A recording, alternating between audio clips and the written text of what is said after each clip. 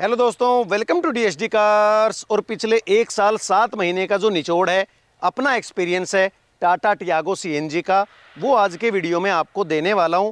आप अगर चाहें कि टाटा टियागो सीएनजी लेनी है तो क्या लेनी चाहिए, नहीं लेनी चाहिए, वो ये 10 पॉइंट जो आज के वीडियो में आपको बताने वाला हूं, वो सुनने के बाद आप ज़्यादा बेटर तरीके से इस चीज़ को फाइनल कर सकते हैं कि कैसी है टाटा टियागो, क्या नेगेटिव क्या पॉजिटिव, क्या प्रोज एंड कॉन्स मुझे टाटा टियागो में लगे। 16,500 किलोमीटर में गाड़ी को चला चुका हूं और इन किलोमीटर्स में जो भी मेरा एक्सपीरियंस है वो सारा आज के वीडियो में आपको बताने वाला हूं। यानी कि 10 वो मेजर क्वेश्चंस जो कि लोग गाड़ी लेने से पहले सोचते हैं, अपने दिमाग में रखते हैं, उन सब के जो जवाब हैं वो आज के वीडियो में टाटा टियागो के बारे में आपको मिल जाएंगे। तो सबसे पहला जो पॉइंट है वो मैं यहाँ पे रखना चाह रहा हूँ कंफर्ट को, कि टाटा टियागो में कितना क्या कंफर्ट आपको मिलता है। तो मेरी हाइट 6 फीट है और अगर 6 फीट हाइट के हिसाब से मैं अगली वाली सीट को यहाँ पे अपने ड्राइविंग पोजीशन के हिसाब से सेट करता हूँ तो भाई देख सकते हैं कि बढ़िया जो नी रूम है वो यहाँ पे मुझे मिल रहा है। सिटिंग पोजीशन भी अच्छी है, जो थाई स्पोर्ट है वो भी अच्छी खासी टियागो में आपको मिल सकती है और जो बैक रेस्ट है वो भी काफ़ी बढ़िया मुझे फील होता है। शुरू में थोड़ी सी दिक्कत जरूर हुई थी जब अल्टो K10 से मैं टियागो पे शिफ्ट हुआ था, तो वो आपके साथ भी हो सकता है क्योंकि हम हैंडी रहते हैं किसी कार को यूज करने में, और जब नई गाड़ी चलाते हैं तो उसमें थोड़ा सा डिस्कम्फर्ट आपको लग सकता है। लेकिन अब अगर मैं अपनी कहूँ इन पिछले 1 साल 7 महीनों में, तो काफ़ी बढ़िया जो कंफर्ट है वो मुझे ड्राइविंग करते टाइम यहाँ पे मिल जाता है। उसके बाद इस सीट को इसी पोजीशन पर छोड़कर मैं पीछे वाली सीट पे यहाँ पे आपको बैठ के दिखाता हूँ कि 6 फीट हाइट के हिसाब से सेट होने के बाद पीछे वाली सीट पे कितना क्या कंफर्ट आपको मिल सकता है। तो सीट मैंने काफ़ी पीछे यहाँ पे की हुई थी, उस हिसाब से मैं यहाँ पे भी बड़े आराम से बैठ सकता हूँ। 3 उंगलियों का जो स्पेस है वो अभी भी मेरे पैरों के आगे यहाँ पे बचा हुआ है, यानी कि आगे 6 फीट और पीछे अगर 6 फीट का आदमी बैठे तो भी कोई ऐसी दिक्कत, कोई आफत नहीं होने वाली है। और यहाँ पे भी जो बैक रेस्ट है वो काफ़ी बढ़िया आपको मिल जाता है, यानी कि बड़े आराम से आप गाड़ी में बैठ सकते हैं। सीट अभी भी थोड़ी सी और आगे हो सकती है, लेकिन मैंने काफ़ी पीछे यहाँ पे की है। उसके बाद भी जो स्पेस है वो आपको यहाँ पे मिल जाता है। अगर मैं सच कहूँ तो 3 हेल्दी लोग पीछे वाली सीट पे आराम से नहीं बैठ सकते हैं। आपको भी पता है कि सीटिंग जो है वो कैसी क्या है टियागो की, लेकिन अगर 2 लोग हैं हेल्दी आराम से बैठ सकते हैं और एक छोटा बच्चा उनके साथ पीछे वाली सीट पे बैठ सकता है। अगर आपके फैमिली में भी 3 हेल्दी लोग हैं और आप चाहते हैं कि वो तीनों बड़े आराम से पीछे वाली सीट पे बैठ जाएं, तो उसमें थोड़ी सी दिक्कत कहीं ना कहीं हो सकती है। कंधे चढ़ेंगे, पैर हो सकता है आपस में भिड़ जाएं और उस हिसाब से थोड़ा सा डिस्कम्फर्ट हल्का सा हो सकता है। लेकिन वो पर्सन टू पर्सन और बैठने की पोजीशन के हिसाब से भी भाई डिपेंड करता है। और भी कई सारी छोटी छोटी गाड़ियाँ हैं, अल्टो K10 वगैरह, या अल्टो ही आप ले लो, उसमें भी 3 से 4 आदमी लोग पीछे बिठा के चल देते थे, तो उनसे तो जो ज़्यादा स्पेस है वो यहाँ टियागो में आपको मिल रहा है। उसके बाद बात करते हैं टाटा टियागो के इंजन की। तो पिछले 1 साल 7 महीने में 16,500 किलोमीटर मैंने इस गाड़ी को चलाया है और अभी भी जैसी कि मैं नई गाड़ी को लेके आया था वैसी जो आवाज़ है, वाइब्रेशन है, वो इस गाड़ी में मुझे मिलता है। ऐसा नहीं लगता है कि भाई गाड़ी पुरानी हो गई है तो आपको कहीं ना कहीं ज़्यादा आवाज़ आने लगी है, ट्रैक्टर के जैसी आवाज़ आने लगी है, ऐसा कुछ भी नहीं है। ब्रांड न्यू जो गाड़ी है उसके जैसी ही आवाज़ है। 19-20 का कोई अगर फ़र्क पड़ा हो तो मैं नहीं कह सकता, उसके अलावा इंजन में कोई भी फ़र्क अभी तक नहीं पड़ा है। 16,500 चलने के बाद जो इंजन की कंडीशन है वो आप यहाँ पे देख सकते हैं। कहीं से भी गाड़ी ने जो ऑयल लीकेज वगैरह है वो नहीं दिखाई है, बिल्कुल ऐसे का ऐसा जो इंजन है वो है। और चलने में बड़ा स्मूथ इंजन है, बढ़िया पावर देता है गाड़ी को। 73 bhp की जो पावर है वो सीएनजी में ये गाड़ी प्रोड्यूस करती है, यानी कि उस लिहाज से पावर के मामले में भाई काफ़ी ज़बरदस्त गाड़ी है। चलाने में जो मज़ा है वो मुझे काफ़ी बढ़िया इस गाड़ी में लगता है, क्योंकि एकदम पंजे पे पैर रखते ही गाड़ी भाई पिकअप लेती है। ऐसा महसूस होता है कि 1 लीटर वाली दूसरी गाड़ी को हम पेट्रोल में चला रहे हैं, या ये कहो कि उससे भी ज़्यादा जो पावर है वो टियागो सीएनजी में यहाँ पे मिल रही है। तो इंजन के मामले में मुझे कोई भी कमी अभी तक तो इस गाड़ी में नहीं लगी है। बाकी आगे चल के अगर कोई दिक्कत आती है, समस्या आती है, तो वो भी आप लोगों के सामने मैं इस गाड़ी के बारे में बता दूंगा। के बाद आते हैं तीसरे पॉइंट, यानी कि ड्राइविंग पे। तो ड्राइविंग टाटा टियागो की भाई मुझे काफ़ी बढ़िया यहाँ पे लगती है, क्योंकि जो पावर और परफॉर्मेंस है वो काफ़ी बढ़िया टाटा टियागो में यहाँ पे आपको मिलती है। उसी के बाद जो स्टीयरिंग रेस्पॉन्स है वो इस गाड़ी में सबसे ज़बरदस्त मुझे लगता है, क्योंकि इस गाड़ी का जो स्टीयरिंग रेस्पॉन्स है, आप ये कह लो कि यू टर्न आपने लिया तो एकदम से गाड़ी वापस आती है, वो बढ़िया पॉइंट है। मोटा सा स्टीयरिंग आपको मिल रहा है, लेकिन इस गाड़ी को चलाने का जो मजा है, जो मैं अपना फीलिंग में बता रहा हूँ, उस हिसाब से काफी जबरदस्त मुझे गाड़ी लगती है ड्राइविंग करने में। उसके बाद आते हैं चौथे पॉइंट पे, यानी कि माइलेज पे, जो कि सबसे मेन रीजन है। जब भी आदमी गाड़ी खरीदता है तो माइलेज की जरूर सोचता है कि गाड़ी कितनी क्या माइलेज देती है।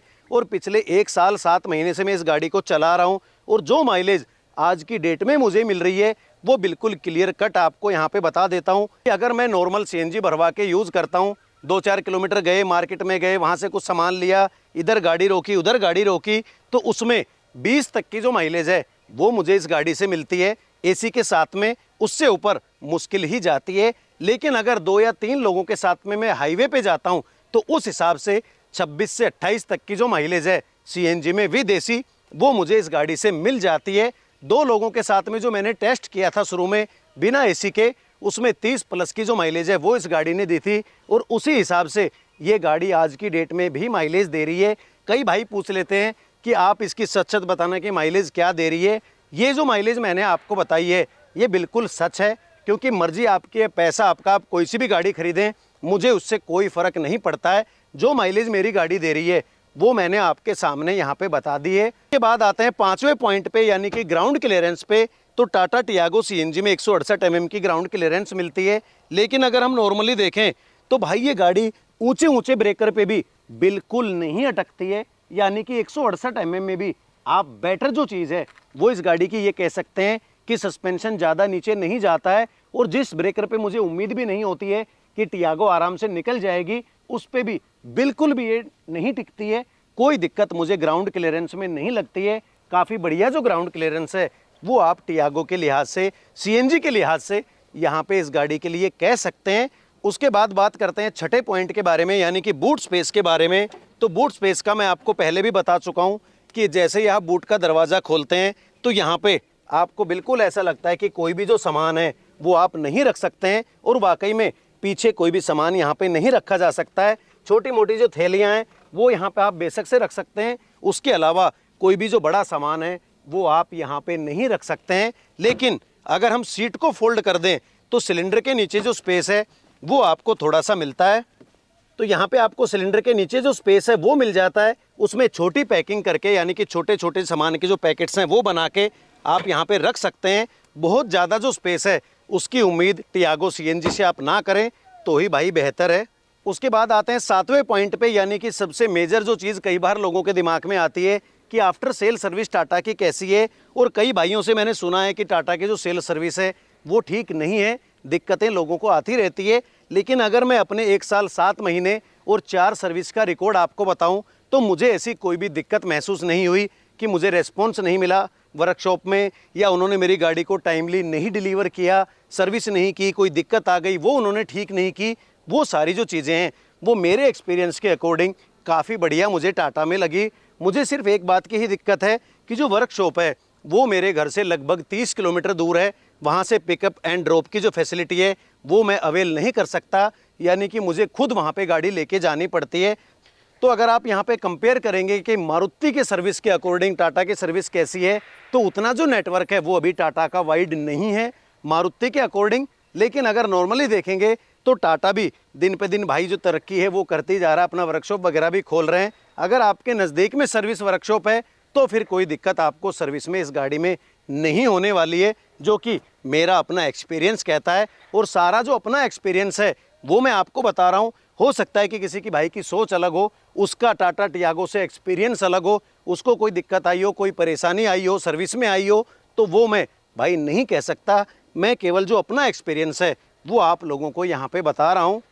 उसके बाद आते हैं 8वें पॉइंट पे कि क्या Tata Tiago value for money है या नहीं है। तो ये गाड़ी 7.5 लाख में मुझे ऑन रोड पड़ी, और इतने जो फीचर्स गाड़ी में मिल रहे हैं, सेफ्टी मिल रही है, ग्राउंड क्लियरेंस अच्छी मिल रही है, कंफर्ट भी बढ़िया मिल रहा है, लुक वाइज अगर देखें या ड्राइविंग देखें, इंजन देखें, तो गाड़ी में सब कुछ आपको बढ़िया मिल सकता है। और मेरे हिसाब से भाई ये गाड़ी फुल वैल्यू फॉर मनी है। सीएनजी के साथ में जो 1 लाख रुपए आप एक्स्ट्रा देते हैं उसमें अगर आपकी रनिंग ज़्यादा है थोड़ी सी, तो भी ये गाड़ी पूरी वैल्यू फॉर मनी आपके लिए साबित होती है। लेकिन अगर रनिंग कम है, 700-800 किलोमीटर महीने की है, तो मैं यही सजेस्ट करूंगा कि आप पेट्रोल गाड़ी ले लें। उसमें जो 1 लाख रुपए है वो आपके इतनी आसानी से पूरे नहीं हो सकते हैं। बाकी अगर गाड़ी की वैल्यू फॉर मनी की बात करूं तो हाँ, टाटा टियागो अपने आप में पूरी वैल्यू फॉर मनी मुझे नज़र आती है, क्योंकि इसी रेंज में जो बाकी गाड़ियां आती हैं उनके जैसे फीचर वगैरह वो इस गाड़ी में भी आपको मिल रहे हैं। इस गाड़ी में माइलेज आपको थोड़ी कम मिलती है तो सेफ्टी ज़्यादा मिलती है, बाकी गाड़ियों में सेफ्टी नहीं मिलती तो माइलेज आपको ज़्यादा मिलती है। तो प्रायोरिटी अपनी आपने सेट करनी है कि इनमें से क्या है आपकी प्रायोरिटी और कौन सी गाड़ी आप अपने लिए लेना चाहते हैं। नंबर 9 पे आए तो आती है रीसेल की बात, जो कि गाड़ी खरीदते टाइम हर आदमी अपने दिमाग में रखता है कि यार रीसेल कैसी है गाड़ी की। तो टाटा टियागो की जो रीसेल है वो मारुति की अगर गाड़ियों से कंपेयर करेंगे तो डेफिनेट सी बात है कि आपको कम लगेगी। लेकिन अगर मैं अपनी टियागो की बात करूं तो अब भी अगर मैं किसी से पूछता हूं इस गाड़ी की प्राइसिंग तो लगभग 6.5 लाख रुपए का जो आइडिया है वो लोग देते हैं। यानी कि 1 साल 7 महीने में 1 लाख का जो डिफरेंस है वो कहीं ना कहीं गाड़ी में आया है, या हो सकता है कि इससे कम में भी ये गाड़ी बिक जाए। वो मैं पुख्ता तौर पे नहीं कह सकता। जैसे कि मैं किसी को कह देता हूँ यार कितने की गाड़ी होगी तो वो यही कहता है 6.25 6.5 तक ये गाड़ी जा सकती है। उस हिसाब से जो रिसेल का आइडिया मैं लगा पा रहा हूँ, ओनली आइडिया मैं आपको बता रहा हूँ कि उस हिसाब से जो रिसेल वैल्यू है वो टियागो की भी ठीक ठाक आपको मिल सकती है। उसके बाद आते हैं फाइनल यानी कि 10वें पॉइंट पे कि क्या आपको टाटा टियागो लेनी चाहिए या नहीं लेनी चाहिए। तो उस मामले में मैं अगर अपने एक्सपीरियंस से बात करूं तो आपको बिल्कुल टाटा टियागो लेनी चाहिए। अगर आपकी प्रायोरिटी है सेफ्टी, बढ़िया ड्राइविंग, बढ़िया फीचर्स, कंफर्ट आपको चाहिए तो आप इस गाड़ी की तरफ बिल्कुल जा सकते हैं।